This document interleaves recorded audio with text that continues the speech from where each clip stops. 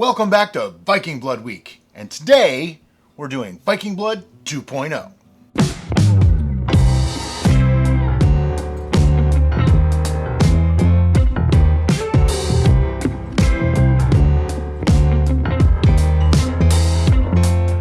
Hi, I'm Brian. I'm Derica, and we're continuing with Vikings Blood Week.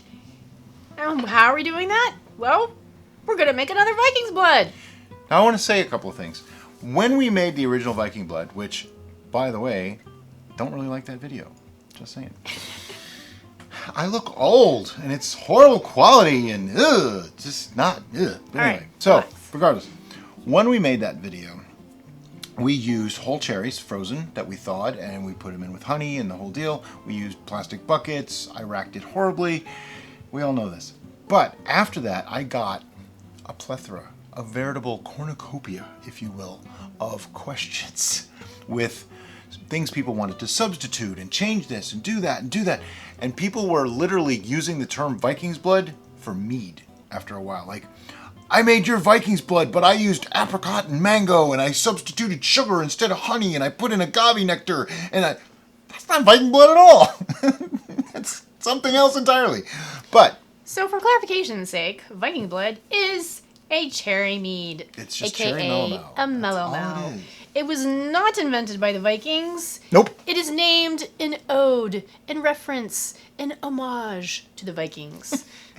Because it was named about 200 years after the Vikings were no longer a thing.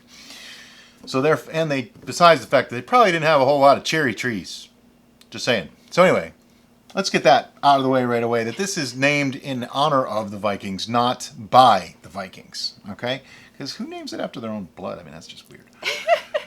But anyway, so one of the things that people kept asking was, can I swap out this fruit or that fruit? Well, see, doing that makes it no longer a cherry melomel. That was the distinction. Vikings Blood is a cherry melomel. Consider the two to be the same thing, okay? So we could swap out fruit for juice. And that was asked a lot. Could I just use cherry juice instead of cherries? Yes, absolutely. A lot of people, because we focused on the tartness of it when it was new, got this idea that I'm going to make it with sweet cherries instead of tart cherries, and a lot of people ask that too. Now, I haven't done it with sweet cherries, but other people who have said that it gave it a cough syrup-like flavor, and that led to a lot of convoluted ideas and discussions, and I'm going to do half tart and half sweet, and this, that. And even today, Derica thought that sweetening a tart cherry, like if we back sweetened a tart cherry mead, would give it that cough syrup flavor. I'm not convinced that it does. I don't know that for a fact, so somebody was going to tell me, and leave a comment below. So we're going to do it again. We're using tart cherry juice because that's what was done the first time. This juice that we're using is Cherrybundi. I've got a pack of this, a set of this, at Costco, and then today we went back and they didn't have any, so we found it at Publix. Hopefully your store has it. If not, there's Nudson's. Tart cherry juice is also really good. This stuff is just a little bit sweeter, I think, but the Nudson's is really, really good. And if you want to be extra fancy, Oh yeah, you could use table trees juice. you can use Table Trees juice because it's award-winning. I want to say a couple things about the table tree juice. I've been doing what the Snows have told me to do, which is drink an ounce of it every day. Now, it does a bunch of stuff. It's supposed to help with arthritis, joint pain, things like that. Up until, today, my hands were doing a lot better. Today and last night even, I'm feeling it across the knuckles a little bit. I think it's the weather. We have a crazy storm going on right now. I think a lot of it's that. But in general, I have felt better. I've been taking it for months now. I don't even know. Try to do pretty religiously. He also does it right before going to bed, and he used to take a melatonin substitute. Is that the right word? Supplement. Supplement. That's the word.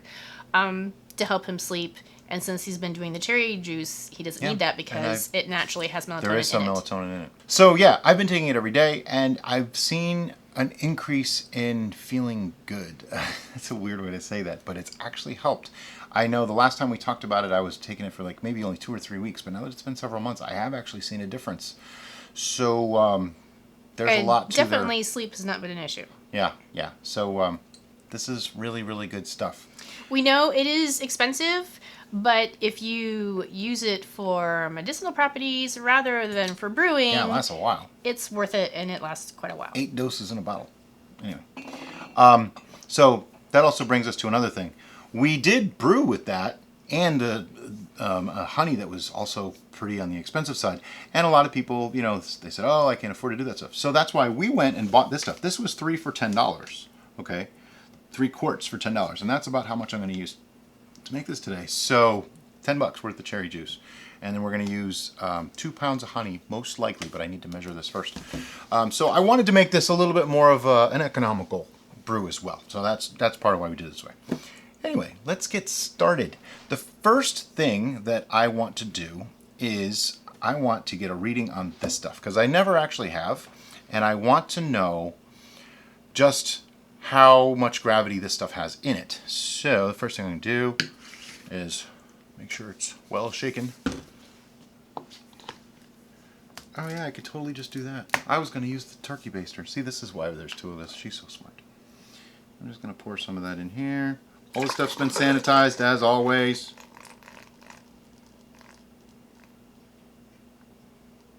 About that much. It's like 94 milliliters. So just put that in there for now. This is a 1 gallon batch, by the way. I know the original Vikings Blood was, I don't really know what it was. It was like 2.5 or something. It was crazy. Give that a good spin. There's a lot of bubbles in here. Because, you know, I poured it roughly like a dummy. Pretty much what I guessed. 1055. Okay. Most juices that you buy, that's pretty much their norm. So what I'm going to do is get all that water out of there. I'm going to pour this into my self-stirring cup. It gives just about the right amount. You can clean that out too. I'll put that over to the side. And I am going to use Lalvin D47 yeast on this. We did ask in the Facebook group which yeast to use, and I was leaning towards using D47 because I don't really want this to be dry. I want this to be a little on the sweet side. The other Vikings Blood was a dry mead. I want this to be just a little bit sweet. So what I'm going to do is use 2 pounds of honey, which gives me a 1070 gravity. This is 55 points, so I'm actually going to have like a 1.125 gravity, which is around 16%. If it fermented out, D47 is a 14% tolerance yeast, therefore we'll have about 2% extra. So about, what is that, like, that's 20 points extra. No, it's not 20 points.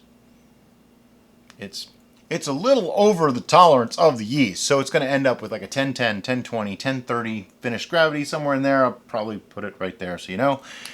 Giving some residual sweetness without having to back sweeten or pasteurize. If I used the other yeast I was talking about, it would go dry. I'd have to pasteurize it, then back sweeten it. A lot more trouble. So it's easier to just use this one. Plus, D47 is a good yeast for this kind of thing. Now, if you use this method where you're going to go beyond the tolerance of your yeast for the sugars that you have in your original must, you want to make sure that you don't go too far above its tolerance. Yeah. Because if you have a very sugar saturated must, that can make your yeast uncomfortable and they might not do their job. Yeah, AKA, you might have a stalled fermentation. Remember I told you we were out of tape? Oh, that's the tape. I'll be right back. All right, so I used half a packet of the D47. A packet's good for 5 gallons. My new rule is anything below 3 gallons, I'm using half. So this is a 1 gallon batch. Now, you could use 1/5 of this packet, measured out and all that. The problem with that is as you go lower and lower, you're taking a bigger risk that you're not going to get a strong enough colony to start up your fermentation, okay? Right in the beginning, your colony has to build. So if you put in a whole packet, half packet, or just a couple of grains, the same thing's going to happen. It's going to build up. Obviously, if you have a larger colony to start with, it's going to build up much faster. If you have a smaller colony, it's going to take longer. Now, because a lot of the yeast in here are actually dead, they act as nutrient for the other yeast that are alive. If you go with a really small sample, you might have a larger percentage or a huge percentage or all dead yeast if you go too small. So that's why I started going with half a packet. I never actually had a problem, but somebody, I forget who it was, kind of gave me a really good overall look at that, and I went, wow, that makes total sense. I don't want to have a problem. So this is what we do it, and I suggest you do too. So once you've done that, fold up your packet. Don't just toss it on the table like I did. Put a piece of tape on it. Put it in the fridge. Keep this cold. It'll last longer. But anyway, now I have cherry juice in my self-stirring cup, and I'm going to stir it. All this is hydrating that yeast, getting it acclimated to its surroundings. This has some sugar in it. This stuff is going to be, the yeast are going to love this, and you'll watch over the course of the video, it's going to become very active and frothy. So I'm going to put that right there. Another thing that I'm putting in this one that we did not put in the last one is, as I said, this is my own interpretation. I'm putting in some black tea, a rather large mug. It's about a 12-ounce mug or so of black tea with the zest of one whole lemon. This was a rather large lemon. I'm using zest rather than juice, therefore I'm not going to get as much of the acids. I'm getting more of the sweetness and the flavors.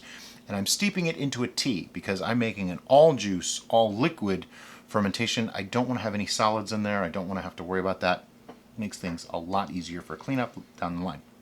If you are new to brewing, you may want to start with an all juice recipe. They are a lot easier.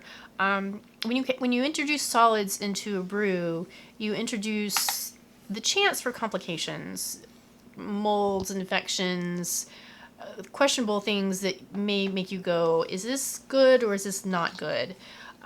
Fruit in general tend to do really strange things when they're fermenting, and a lot of times it can be very questionable if that's what it's supposed to do or not. So first timers, I would say do juice rather than fruit, but if you're brave, by all means do whatever you're comfortable with or whatever is available to you. We encourage experimentation. Disclaimer out of the way. Now we're going to add our honey. And because I know that is a 1055, I want to use 2 pounds of honey. By putting this in, I'm going to dilute that just ever so slightly, so I might end up with like a 1.120.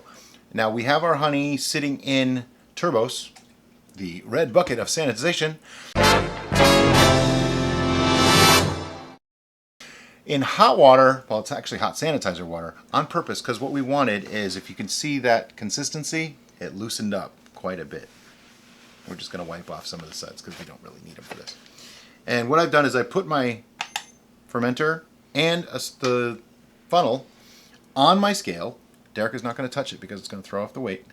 Sorry, baby. That's all right. And I'm going to pour, and I teared it out so it says 0, and I'm going to pour in until it says 2 pounds of honey. Because it's honey, it pours really slow. You're probably not going to see the whole thing. I'll show you at the end. Okay, that can go away. So the honey we're using today is Florida orange blossom honey. Now, if you've seen in other videos, we've mentioned that clover honey is supposed to be the most neutral honey, and that is suggested for using as your base for a mellow, so that way the flavor is more accentuated on the cherry or whatever fruit you're adding. But in this case, because we're adding the lemon, we think went with the citrus theme. Any of the essences of orange that this honey may have would be nice with that as well. We have our 2 pounds of honey in here, and something I want to point out, I did put the funnel in before I started measuring, because some amount of honey is going to stick to that funnel, but the weight's already there, so I know I got exactly 2 pounds of honey. To get this mixed up a little bit, we're going to add in the tea. Now, I want to strain this out because this has some solids and particulates that I really didn't want in my tea, but the weight of it doesn't actually matter anymore. So I'm going to remove it from the scale so as not to stress the scale at all. Just put this on top and very carefully, without making too much of a mess, dump that out, because see all these solids in here? We don't want that in our mead. But what that did is, that was a hot cup, okay, a hot cup of water that I just spilled all over the table. But it will help to break up the honey a little bit so it'll mix better, and it probably cleaned off the funnel. if you're curious, that sat for about 20 minutes, probably 20, 25 minutes. And what we're going to do now is add some of our cherry juice and get this mixed up really, really good. We had some people in the group who would make a mead and then wonder why they have this layer of stuff at the bottom. That's their honey. They didn't mix it. That's the problem. And you have to mix this thoroughly. If you don't, the only thing that's going to happen really is you're not going to get an accurate gravity reading, which could throw you off. If you are one of those people that I add honey until I get to the gravity that I want rather than measuring it all, you got to be very careful with that, because if you keep doing that and you didn't mix it each time, you could be adding a huge amount of honey to a brew and not even know it. So you could totally make a brew that won't ferment because you added too much honey. So you want to give this a good shake.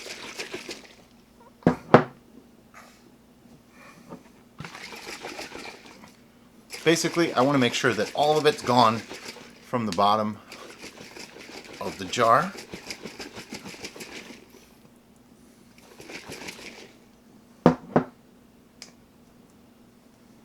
And what I did is I just took the stopper and I put it in, and I have my thumb over the hole so nothing will come out. And I'm just shaking the bejesus out of it. I never said that before I met you.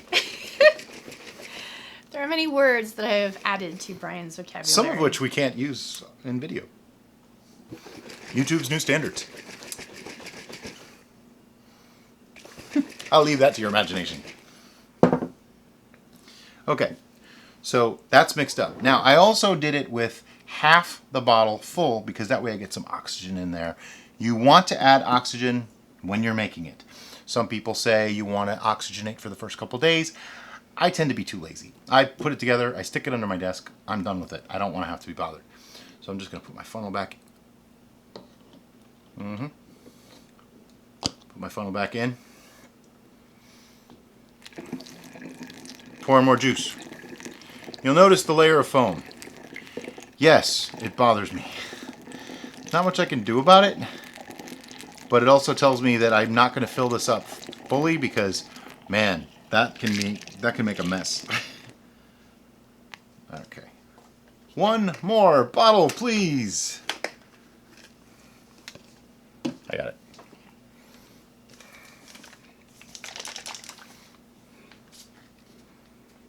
This is super exciting stuff, huh? Pouring juice into a bottle.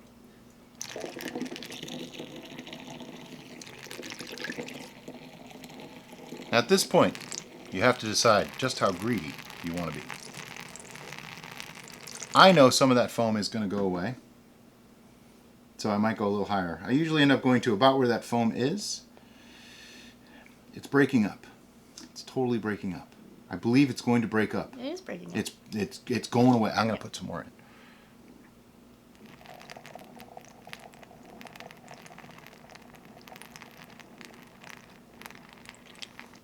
By the way, the reason I talk about this is if I was to fill this all the way up to the neck and then the yeast started becoming active and everything, they can cause a foam over and just force it through the airlock. Bad things. It's not good. In beer, we use blow-off tubes a lot.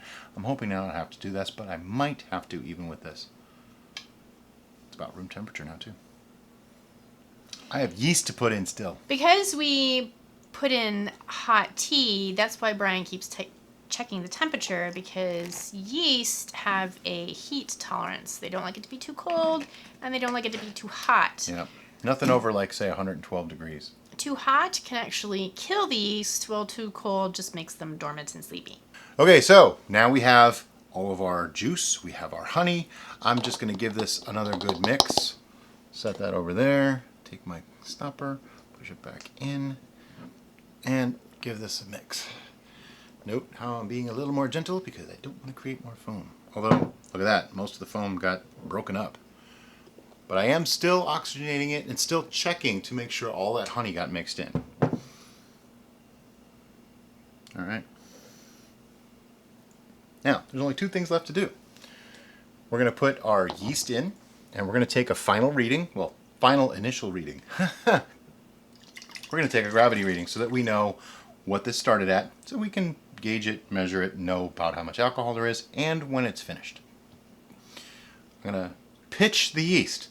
Never understood why they say pitching. I'm not throwing it. I'm pouring it. I mean, sometimes I throw it, I guess. I'm just pouring it in.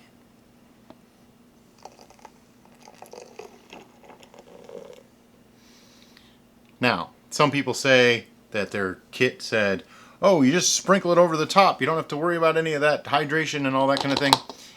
Better safe than sorry. There's no harm in doing what I'm doing by hydrating it and mixing it through a little bit.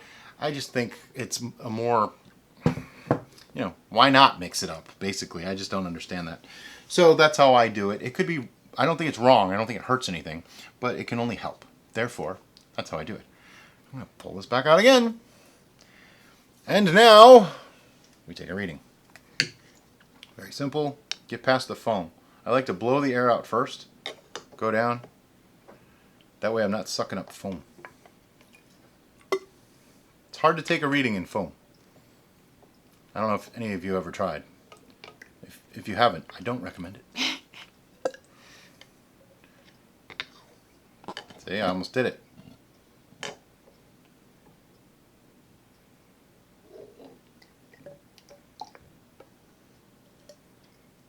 Trying so hard to not spill this all over the place.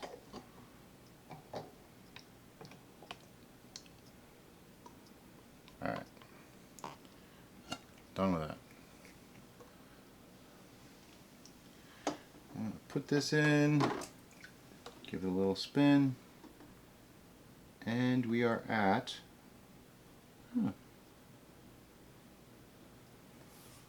that's interesting. It's a little bit lower. I guess I had a little bit more water in the tea than I thought. 1.100. A perfectly respectable, perfectly good area for mead. It should come out semi-sweet, maybe. Just a little bit on the sweet side. It probably won't be tremendously so, but it shouldn't be dry either. I'm going to put my funnel back in. And some people throw this away. We are not some people. Why? Everything's clean. There's no reason to throw that away. Some people drink it. Now, I'm not against that, except that there's no alcohol in it yet, so you're just drinking sweetened cherry juice right now with yeast in it, which is not good for you. Don't drink live yeast. It's not good for your stomach. I mean, you're not going to die or anything. Just, you won't feel very good. Okay. Stopper on. Airlock in. We're going to notate our reading and the date and what this is. And I'm going to hand that over to Derica. I'm going to wipe this up. Now, see this airlock? Right now, it's showing negative pressure. Okay, I'm not sure why it's showing negative pressure. What that means is it seems as though air is being sucked back in. This liquid might be a little bit warmer in room temperature, so it might do that for a little while. If it does it too much, I can always just pull it out a little bit and put it back in. You want to make sure that your stopper is dry. This towel is clean before anybody freaks out. But if your stopper is not dry, it may not seat properly in your carboy. See, like that. I'm going to have to get a rubber band and wrap it around it to hold that in place. No problem. But this is going to go under my desk for about, I'm going to give this probably 2 to 3 weeks before I even start looking at it. Okay. The reason being, honey takes longer to ferment. It just does. You want to give it all the time it needs. This is not the kind of thing you rush. So I might even give this a month before I check it.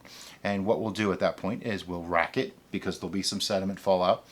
We'll take a reading to make sure that it's done, and then we'll let it sit for a little bit longer. And at that point, I may decide to augment the flavors. I'm thinking cinnamon. So that's all we got for this one, guys. And hope you're enjoying Viking Blood Week. Thanks for watching, and have a great day. Bye-bye.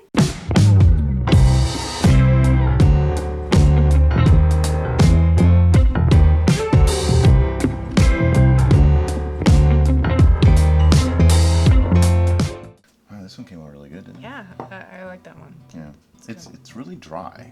Maybe we can back sweeten a little bit at some point or something. You're still here?